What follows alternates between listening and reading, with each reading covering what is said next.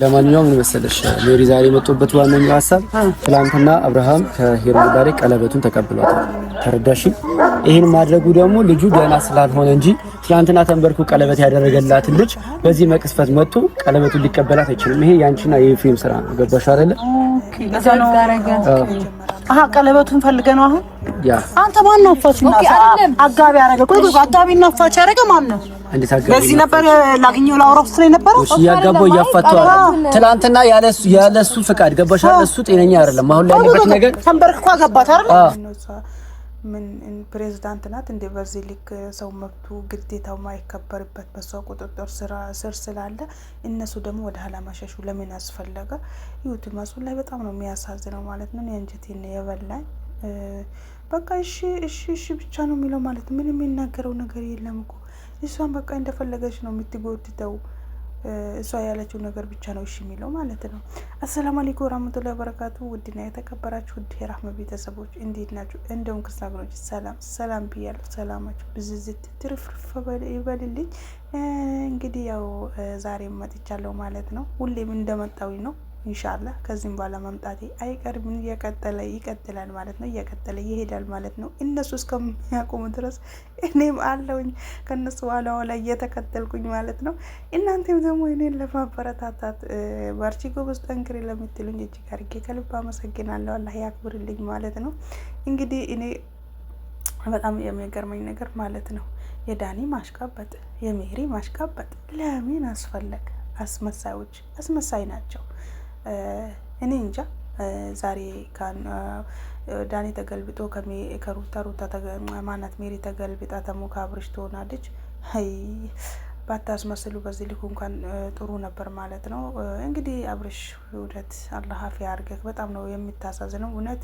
እኔ እንደ ዛሬ አብርሽ አሳዝኖኝ በጭራሽ አያውቅም ማለት ነው። በጣም ጨንቆታል። በጣም ላበላብ አድርገው በጣም ነው ያስጨነቁት ማለት ነው። ምክንያቱም ዳኒ መጥቶ ሌላ ሪዝን ውስጥ ነው የገባው ማለት ነው። የሱ ሰላም የሱ ጤንነት አላሳሰበውም።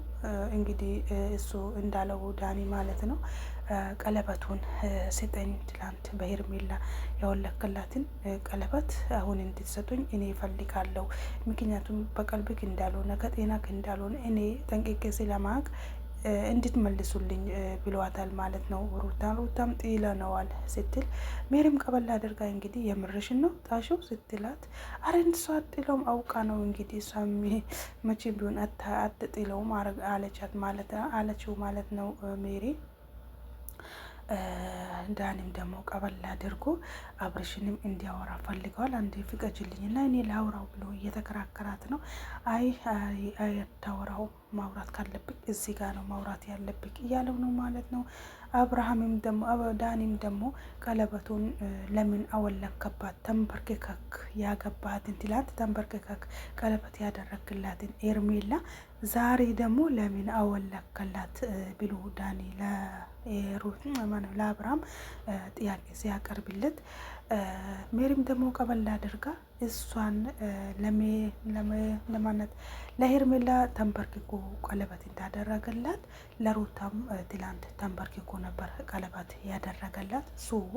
ምን ልዩነት አለው ብላ እሷን በጣም ተሰባጭታ ነበረ። በመሀል እንግዲህ ያው ሩታም ቀበል አድርጋ አይሆንም በቃ ብላለች ማለት ነው። አሁንም ደግሞ ያው ጥያቄውን እንዳለ ለምን አወለከበት ብሎ ሲጠይቀው ነው እንግዲህ ሩታና ኤፍሬም ናት አውልቅባት ካሁን በኋላ አታስፈልግም ብላኛለች ነው ያለው ማለት ነው። አሁንም እነሱ አውልቅላት ብሎኝ ነው እኔ አወለኩላት ያለው ማለት ነው። የልጅ በእውነት ከቀልቡ እንደሆነ እንደዚህም ያሳዝናል። አሁን ብዙ ሰው የተረዳው ነው ያለው ማለት ነው። ዝም ብሎ ቁልጭ ይላል። አይ አብርሃም መጨረሻችንን አላህ ያሳምርልን ማለት ነው። ትላንት ቦክሰኛ እኔ ነኝ ያለ ይደፍረኛ እኔ ነኝ ያለ ይሞክረኛ ስትል የነበርከው የው ባንድ ምን እንደሆነ ከኛ አናቀም። አላህ ያየው፣ አላህ ፈራጁ፣ አላህ ይወቀው፣ አላህ ይፍረድ ማለት ነው። እኛ እንግዲህ ያው ተመልካቾች ያየነው ነው የምናወራው ማለት ነው። ባየነው መልክ ነው ምን ፈርደውም ምናወራው ማለት ነው። እና በጣም ከባድ ነው።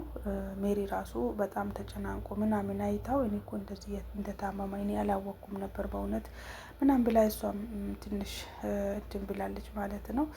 እነዚህ ሴራቸውን አሲራው አንድ ላይ ሆኖ ተቀነባብረው ነው እንግዲህ በዚህ ልጅ እየተጫወቱበት ያለው። ምን አለበት እንትን ጸበል የሚያስፈልገው ከሆነ ጸበል ብትወስዱት፣ ሐኪም ቤትም አስፈላጊ ከሆነ ብትወስዱ ጥሩ ነበረ። ማናት ሜሪም ደግሞ እንደዛ ነው ያለችው። ለምን እንወስደው? መውሰድ አለብንን ቦታ እንደ ቤተሰብም ተመካክረን ብንወስደው ይሻላል ምናምን ያለች። አይ ሐኪሟም እንግዲህ እረፍት አድርግ ብላለች። በጣም ተጨናንቋል፣ ጭንቀት ላይ ስላለ ነው ብላኛለች፣ ብላታለች ማለት ነው። እንግዲህ እንደ ደህና ሰው ከሀገር ልንወጣ ሸንቀጥ ያልን ሪላክስ ልናረግ በፈለግንበት ሰዓት እንግዲህ መጥተው በአንዳንድ በኩል አስጣሉኝ ብላለች ማለት ነው። መሄድ አልቻልንም እንግዲህ እነሱ ነው የመለሱን ብላለች። ሩታ እኔ እንጃ ልቧ ለምን እንደዚህ እንደጨከነ አላቅም። መጀመሪያም ፎክራ ነበረ። ያው የፈለኩትን ማድረግ ይችላል፣ ሁሉንም ማድረግ የሚችለው እያሉ አላህ ነው። ግን ሁላችንም ካላህ በታችንን እንጂ ካላህ በላይ የለም። እውነታ አይቀርምና ልጅ አላህ በቀልቡ ይመልሰው። ምን እንደነካው እኛ አናቅም። እንደዚህ በቁጥጥር ስር አስገብተው እንደፈለገች ታሽከረክረዋለች ማለት ነው። እንግዲህ ዳኒ አብርሽ ጤነኛ አይደለም። እኔ የማንም ስለማንም አይደለም የሚያስጨንቀኝ። አሁን የሚያስጨንቀኝ የአብርሽ ጉዳይ ብቻ ነው። ለምን ትጨነቃለህ? ደህና ነው አለችው። እንግዲህ ሩታ ማለት ነው በምትለው ሰዓት መኪና እየነዳ አይደል? አንቺ ነሽ እየነዳ አንደራ ሜሪ ደግሞ ቀበላ አድርጋ አረ እሱ አይደለም የምትነዳው ፍሬም ነው የምነዳው ስትል፣ አንዴ ዳንሻ አታውቅም እንዴ? እኔም እኮ ይነዳለው ግዴታ። እኔ በምነዳበት ሰዓት ዳኒ እኔ መኪና ነዳል ብሎ ግዴታ አንቴን ማሳወቅ አለብኝ ነው ያለችው ማለት ነው። እንግዲህ እነኚህ ምናቸውም አያምሩም። እነሱ ያሉበት የሰውም ትዳር አይስተካከልም ማለት ነው። መቼም አይስተካከልም።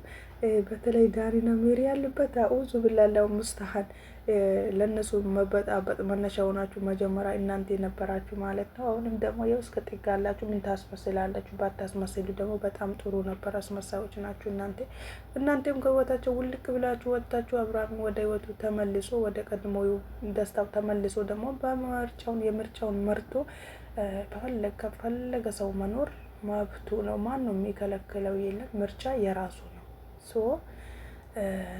ማንም ከሩታ ጋውን ከኤርሜላ ጋውን ሌላው የሚችል የለም ማለት ነው። እችም ቀብራራ እንግዲህ ያው በንቀት አይን እንዴት እንደምታየው ዳኒን በጣም ነው እንትን ያለችው እንግዲህ በጣም አሁን ሁሉንም እያሳሰበው ያለው የአብርሽ ጉዳይ ነው ማለት ነው። ሁላችሁም ጥጋችሁን ይዛችሁ ቁጭ በለው እንግዲህ እሱም ብቻ አላፊያውን ይመልስለትና በደስታ እንዲመጣ ላይ ያደርገው። እንግዲህ ዳኒ እጇን እንደዚህ እንትን ሚላት ማለት ነው። እጅሽን እሺ እኔ አንዴ ላናግረው እያላት ነው ማለት ነው። በሚላሳት አይቻልም ኖ በጭራሽ እያለችው ነው ማለት ነው። እንግዲህ ልጁን አስጨናነቁት። እሱ ራሱ በጣም እያንቀጠቀጠው ነው እያለች ነበር ሜሪ ማለት ነው። በጣም ራሱን መቆጣጠር አልቻለም እያለች ነው። ሱብሃንአላህ አሁን ይህን ሰውዬ ነው እንዴ ጤነኛ ነው የሚለው ሰው? ኧረ ሙስተሐል መቼም ጤነኛ አይመስለኝም። እኔ እንጃ ብቻ ግን በጣም ከባድ ነው። ዝም ብሎ ሰው ጤነኛ ከሆነ ዝም ብሎ ቁልጭ ይላል እንዴ? እና እንግዲህ መጨረሻችን አላህ ያሳምርልን። ከእንደዚህ አይነት ነገር አላህ ይጠብቀን ማለት ነው። ትዳራችን ሀላላችን አላህ ይባርክልን።